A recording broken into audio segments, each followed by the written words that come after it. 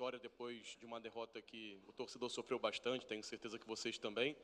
Queria que você analisasse a partida e falasse especialmente sobre o Arrascaeta, 3 gols dentro do Campeonato Brasileiro, uma belíssima atuação hoje e conseguiu trazer para a equipe a eficiência que a gente tanto falava nas últimas partidas. Parabéns pela vitória. Obrigado. Boa noite, primeiramente.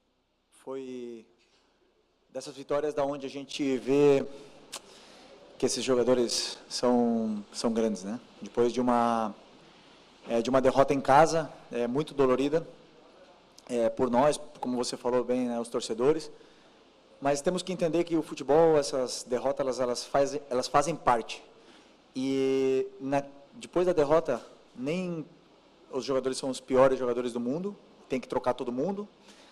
E nem hoje, depois da vitória, são os melhores jogadores do mundo e vamos ganhar todos os jogos do ano.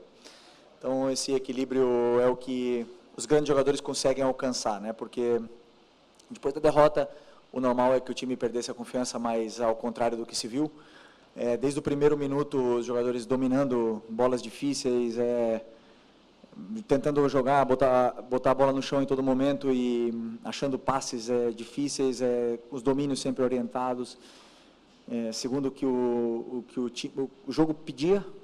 Nunca nos deixamos influenciar nem pela derrota, nem pelo jogo fora de casa.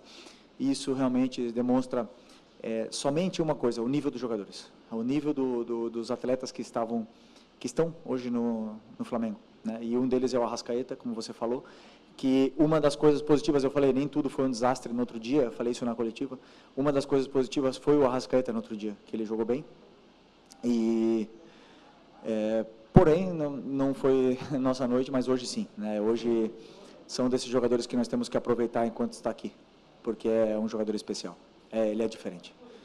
Ele faz a diferença. E eu já falei muitas vezes, vou falar de novo, é um jogador que escolheu, um jogador desse nível, escolheu passar os melhores anos da sua carreira no futebol brasileiro. Isso nós temos que valorizar muito. Tá? E vão viver momentos ruins, e vão vir cobranças, mas esse Arrascaeta aí são poucos os que pisaram aqui no Brasil, são poucos estrangeiros que pisaram no Brasil e fazem o que ele faz. Aqui, tudo bem, Felipe? Parabéns pela vitória. Eu queria te ouvir um pouquinho sobre a estratégia que tu desenhou para o jogo de hoje, levando em conta o que tu estudou do Grêmio também, do teu adversário, que joga muito na base da ligação direta. Tu falou sobre um Flamengo que pisou na bola, colocou ela no chão e jogou. Queria te ouvir o que tu pensou em cima daquilo que o Grêmio tem apresentado, por favor. Bom, primeiro eu vi na análise que o Grêmio era um time que costumava encaixar no meio, e eu imaginei que eles fossem encaixar nos nossos 2 volantes, mas aí nós já temos uma saída limpa com um dos zagueiros, né? Mas não foi assim, eles não encaixaram de um princípio, deixaram nossos volantes jogar. Isso nos deu saída, porém, às vezes era mais difícil a progressão da jogada, né? Porque, claro, se os nossos jogadores determinantes da frente estão todos marcados, então a progressão não era tão boa. O plano de jogo inicial, que era uma caída dos volantes, não estava funcionando do jeito que a gente esperava e que a gente imaginou antes do jogo, mas depois, com os ajustes, eles entenderam bem aonde estavam os espaços e começaram a encontrar. Mas o que acontece é que os próprios jogadores dentro do campo eles se ajustam, né? O Grêmio foi se ajustando, foi pressionando, foi encaixando melhor a pressão e por momentos tivemos dificuldades de sair, mas eu acredito que com a estrutura e com a qualidade dos jogadores do nosso time é muito difícil que eles se apertem, né? Porque eles têm muita qualidade e muitas vezes, mesmo pressionados, eles conseguem sair por uma vantagem qualitativa, que, por exemplo, é o caso do Gerson, que com a bola, ele não perde a bola. Então, isso nos dá uma facilidade para sair mesmo pressionados e assim foi, encontramos os espaços e conseguimos machucar o Grêmio nesse caso. Mas o Grêmio é um time de muitos encaixes e nunca é fácil superar esses encaixes de pressão no meio campo. Porém, quando você escapa desses encaixes, você acaba dentro da área. Foi isso que aconteceu e acabamos 2 ou 3 vezes dentro da área no primeiro tempo, que poderiam ter sido um placar mais elástico. Okay. Boa noite, Felipe. Prazer revê-lo. Parabéns pela vitória. Felipe, o Flamengo, por motivos que não precisa ficar aqui repetindo, ele é uma espécie assim de modelo do clube a ser batido no Brasil. o grupo de jogadores é qualificado, o teu trabalho já está rendendo frutos, embora seja relativamente curto, mas ele se mostra. A estrutura do Flamengo ela é exemplar também. Como fazer para que... Como é que vocês estão estudando para jogar com a corda esticada ou poder recolhê-la na hora certa, visando ganhar o máximo possível de competições e estando já num Campeonato Brasileiro que recém começou, mas o Flamengo já começa também a ser colocado como favorito, como maior candidato. Como é que é carregar essa responsabilidade e trabalhar um grupo assim, de agora até dezembro? Só por favor, me explica um pouco melhor como a corda que você falou. A corda esticada é que nem afinação de violão, a cordinha está esticada. Sim, mas... Flochar.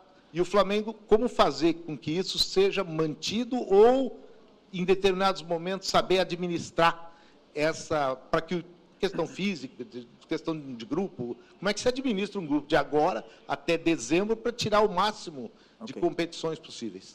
Ok, primeiro o clube, nos últimos anos, se reestruturou de uma forma que nos possibilita ter jogadores importantes para poder brigar pelas competições. Isso não significa ganhar as competições, significa poder disputar, né? Na parte de cima da tabela, com o elenco que tem, o Flamengo, você pode oferecer para os jogadores que queiram vir para o Flamengo a possibilidade de disputar os títulos, né? Depois ganhar ou não é uma coisa do jogo, do esporte, é difícil. Eu, particularmente, trabalho de uma forma onde eu sempre viso jogo a jogo e a corda que você fala é a nível físico, né? Na minha concepção, também um pouco da experiência que eu tenho como jogador, como eu passei por todos os processos, jovem, depois, no melhor momento, dos 28 aos 32, depois, já ladeira abaixo, então eu senti o que os jogadores sentem hoje, tenho bastante esse feeling, tento aproveitar o máximo possível do que o departamento médico me dá de informação para poder decidir. E sempre colocar os jogadores que eu acredito que vão ser os melhores para que a equipe vença o jogo. Então, eu sempre trabalho pensando em fazer o que é melhor para a equipe. E aí eu não penso em sentimento, em ego, eu não penso em nada disso. E daí eu durmo mais fácil, né? Porque como eu estou fazendo o que eu sei, o que eu sinto que é melhor para a equipe, eu vou errar, não tenho dúvida que eu vou errar, os jogadores também vão errar, mas meu coração dorme em paz e eles entendem bem isso. E acredito que daqui até o final do ano, a única mensagem que eu tenho para os meus jogadores é que eu vou precisar de todos eles. A gente já viu isso no Carioca, todos jogaram, já vimos isso no campeonato, são muitos jogos, e isso é o elenco qualificado que hoje o Flamengo tem para poder disputar. Mais peças virão, provavelmente, na janela do meio do ano, e isso é normal do futebol, essas trocas, né, nos elencos, mas eu acredito que sempre para qualificar ainda mais e potencializar a qualidade que esses jogadores têm. Ok, obrigado. Felipe, tudo bem? Aqui, boa noite. Gabriel Alfa, canal Papulados, Rubro Negro, Revista Placar. Felipe, eu queria te perguntar sobre uma questão que a gente até falou um pouquinho depois do jogo contra o Central Córdoba, que é o número de finalizações do Flamengo, né? O Flamengo hoje teve uma certa dominância na partida, pisou mais na área da equipe do Grêmio, mas mesmo assim teve menos finalizações que o Grêmio, né? O Flamengo até os 20 do segundo tempo tinha 3 chutes a menos que o Grêmio, pisando mais na área adversária. Eu queria te perguntar se te incomoda isso de, às vezes, ter menos finalizações do que deveria ter, que, querendo ou não, em alguma situação, né? Hoje não foi o caso, mas em alguma situação pode acabar complicando ainda mais a partida. Obrigado, parabéns pela vitória. Não, eu acho legal porque, assim, hoje, eu sempre falei para vocês, né? Vão ter dias que nós não vamos ter tantas finalizações, porém, vamos estar mais finos de cara a gol, vamos fazer gol. E vão ter outros dias que nós vamos chutar 30 vezes e a bola não vai entrar, como foi o último jogo do Central Córdoba, onde tivemos chances claras e não fizemos. Fizemos um de falta, né? mas não fizemos gols. Isso é natural do que o adversário ele permite para você. Como eu falei, o Grêmio é um time de encaixes que te dá uma dificuldade maior na saída, porém, a que você escapa, você tem uma chance mais clara, ou uma chance de pisar na área, como você falou, mais clara. Depois, a finura do jogador ali, o momento de forma dele, isso, cada um vai passar por momentos diferentes. E aí os números dizem, né? Um jogador como o Arrascaeta tem uns números incríveis e outros não tem tantos números como ele, como o Pedro. E isso é totalmente normal do futebol. Agora, numa vitória no campo, na arena do Grêmio, contra um time super qualificado, um time muito bem treinado, como eu falei, com encaixes, com tudo mais, fora de casa, segunda seguida fora de casa no Brasileiro, nós temos que olhar o lado positivo. Nós não podemos só olhar porque o Flamengo finalizou menos, porque não sei o quê, porque a bola não entrou. Então, eu sou o treinador positivo. Entendo que você seja mais negativo nesse ponto, mas eu olho sempre as coisas boas que a gente fez e as ruins já é o meu trabalho corrigir elas e para isso que me pagam.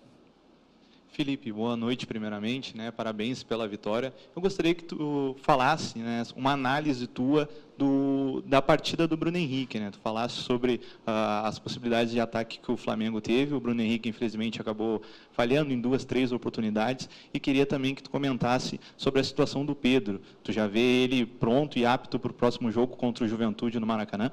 Boa noite. Só estou tentando lembrar as 3 chances do Bruno. Pode me lembrar elas? Teve uma de um passe do Arrascaeta, que ele acaba furando em bola. Teve outro passe, de uma jogada pela direita, num cruzamento, que ele acabou não chegando a tempo.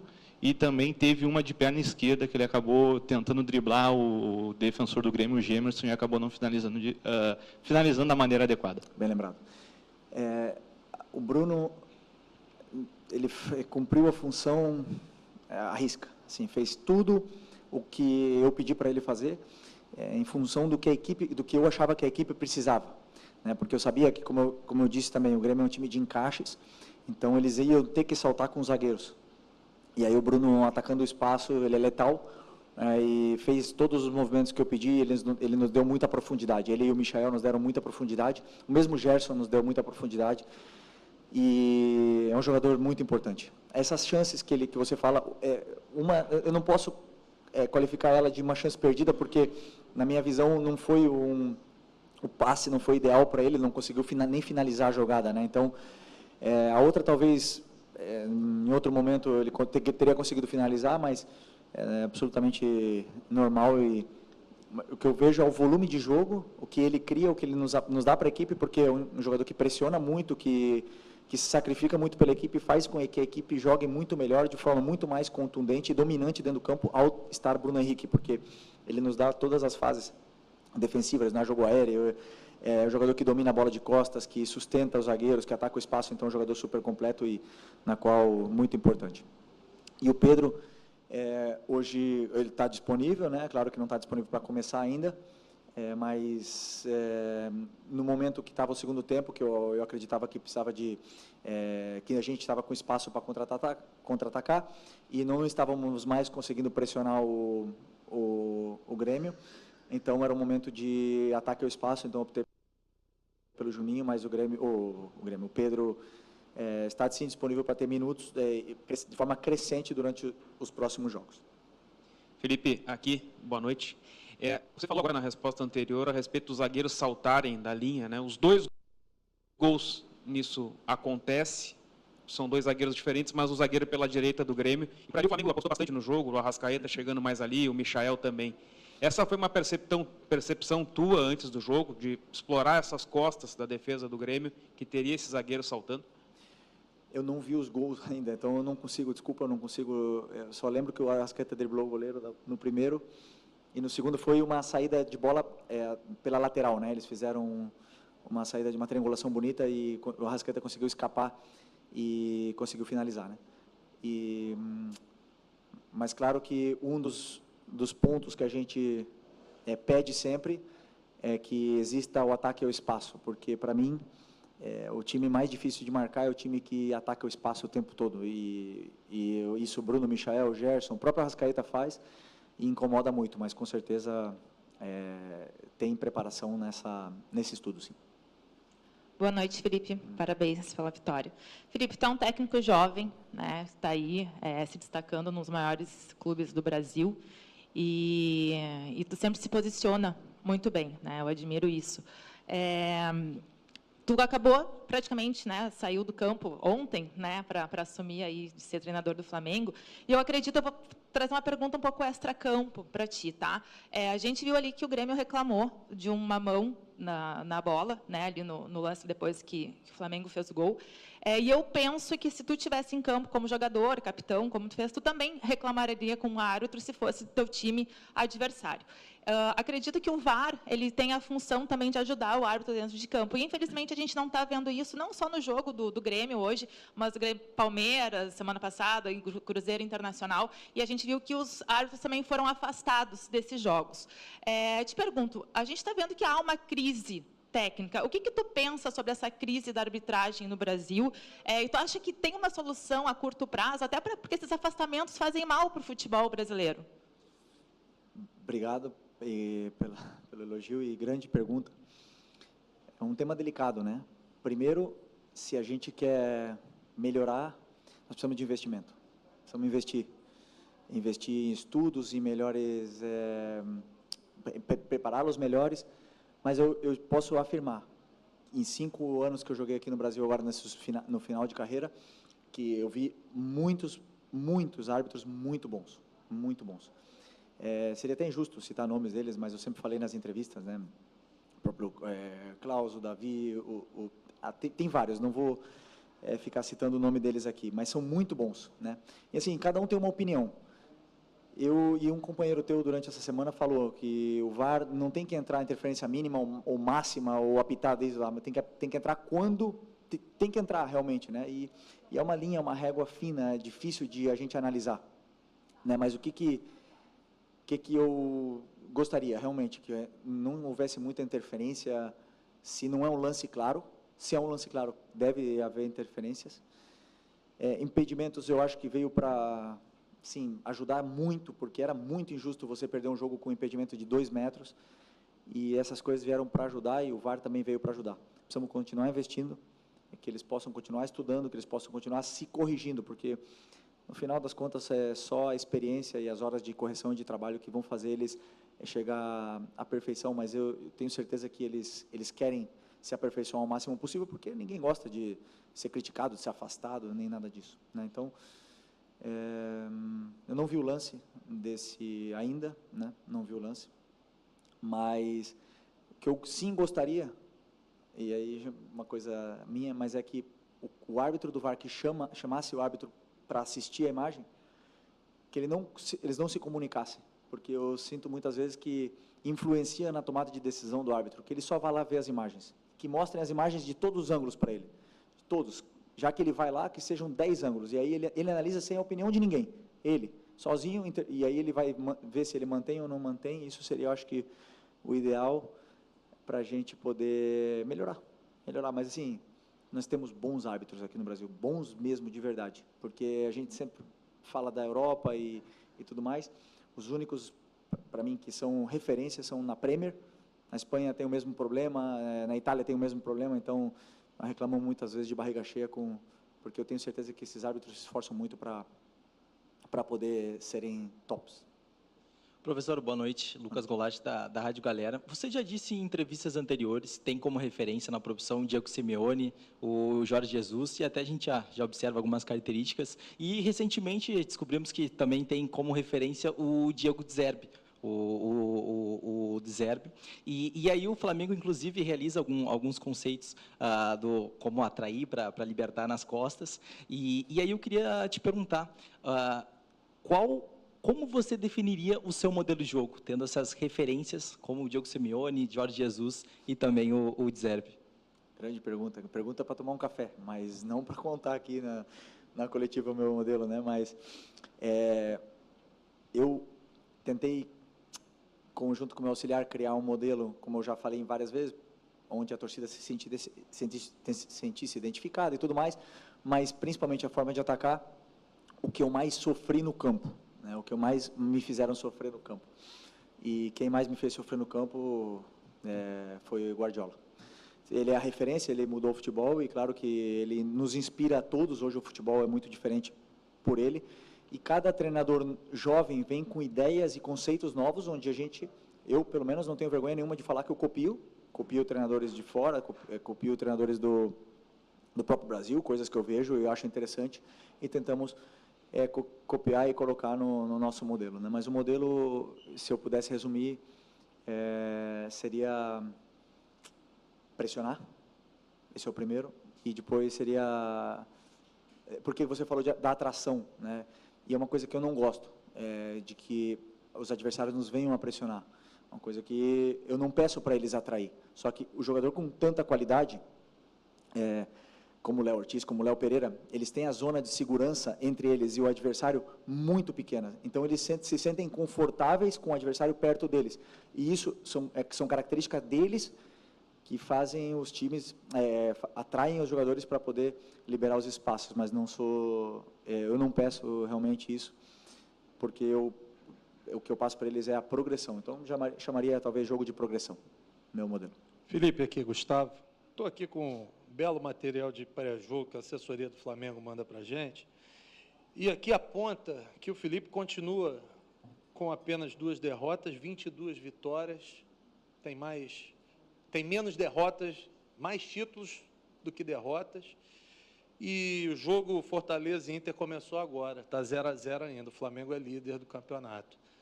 Isso tudo te motiva, te empolga ainda mais? E a segunda, você diz que normalmente só analisa o próximo adversário. E com relação à tabela, é assim também ou tem projeção de tabela?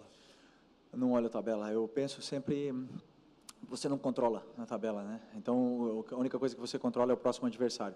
E o que eu penso, sim, nos campeonatos, nas ligas, no campeonato nacional, como o Campeonato Brasileiro, que é um campeonato que não tem final, que é de pontos corridos, o começo é muito importante, né? E os jogadores começaram muito bem, começamos empatando em casa, mas vencendo 2 jogos fora, então, o que nos dá é um bom começo, mas é uma maratona. São muitas coisas pela frente, né? Então, assim, que você falou dos números, do que motiva e tudo. Não, eu não me iludo, né? Eu não me iludo. Eu não era o novo Guardiola antes da sequência de vitória, de sequência invicta, e nem também sou o pior do mundo depois de uma derrota. Então essas coisas eu entendo, porque quando eu escolhi vir para o Flamengo, o dia que eu assinei o contrato estava tendo protesto. Estava lá em Madrid e estava tendo protesto e os torcedores não deixando os jogadores sair no ônibus. Então, eu sei para onde eu vim. Eu sei para o nível de exigência que tem o Flamengo. Eu nunca reclamei disso, porque isso, querendo ou não, me fez crescer, me fez ser melhor, me fez pensar, me fez refletir, e eu convivo bem com isso. Então, eu também, quando a gente perde e tem um momento ruim, como foi o outro dia, eu navego nessas águas aí já com mais calma, porque já tenho muitas cicatrizes no futebol, já são muitos momentos bons, mas também muitos ruins, onde eu sei que isso vai acontecer. O que não posso nunca é perder a minha convicção do que eu acredito do futebol, do que eu acho que é melhor para a equipe, da forma que a equipe tem que fazer para ganhar. Não sempre vamos ganhar. Isso eu falo para o torcedor e falo para os jogadores, e eu não tenho medo de dizer que eu vou errar e vou ser criticado, não tem problema nenhum. E os jogadores também vão errar e também vão ser criticados. Mas que o torcedor entenda que a gente vai fazer de tudo para poder vencer e falar dentro do campo, que é o mais importante. Felipe, boa noite. Boa noite. Felipe, pelo que você falou aí, pelo que a gente já conhece do seu trabalho de jogador e agora de treinador, a gente pode afirmar que você é um dos poucos hoje no Flamengo que conhece tão bem o Flamengo por tudo que você passou. E pela sua experiência, após perder um jogo de estreia na Libertadores, no Maracanã lotado, você sabe que é uma fagulha no palheiro para se criar uma crise. Queria saber como é que você geriu quinta, sexta e ontem para que o time não sentisse aquela derrota de quarta, na verdade, a pressão que começou a se fazer em torno desse jogo de hoje, chegasse hoje, fizesse uma partida com tranquilidade, abrindo o placar já no começo do jogo. Como é que você geriu tudo isso aí? O que você passou para os jogadores nesses últimos dias? O primeiro passo é reconhecer o erro, né? Eu reconheci os meus erros para vocês e para eles também, e mostrei para eles o porquê perdemos o jogo, o porquê aconteceu aquilo. Porque muitas das vezes o resultado não vem, mas e o caos se instaura na parte externa, o que é normal, porque a gente nunca vai mudar o torcedor do Flamengo. Ele é muito passional, ele tem esse amor tão grande pelo Flamengo, porque a gente já falou várias vezes que os torcedores eles não comem às vezes para ir assistir um jogo, Então, a gente já sabe disso, não vamos mudar o torcedor, mas a gente tem que saber o que estamos fazendo.